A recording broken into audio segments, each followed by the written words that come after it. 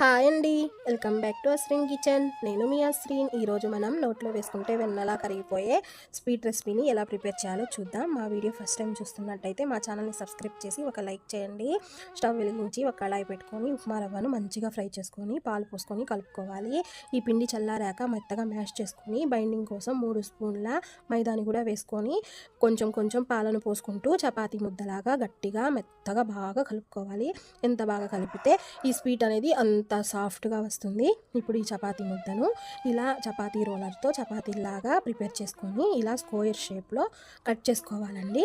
ఇప్పుడు వీటిని చెక్స్ లాగా కట్ చేసి వేడి వేడి ఆయిల్లో వేసి డీప్ ఫ్రై చేసుకోవాలి. ఇవి వేసిన వెంటనే కలపకూడదండి, కలిపితే విడిపోయే ఛాన్స్ ఉంటుంది. మీకు ఫుల్ వీడియో లింక్ అనేది కింద ఉంది, మీరు వెళ్ళి చూడొచ్చు. వీటిని మనం షుగర్ సిరప్లో వేసుకొని ఒక 10 మినిట్స్ పాటు నానబెట్టుకొని తింటే ఎమ్మీ స్వీట్ అనేది రెడీ అండి. నచ్చితే లైక్ చేసి షేర్ చేసి సబ్స్క్రైబ్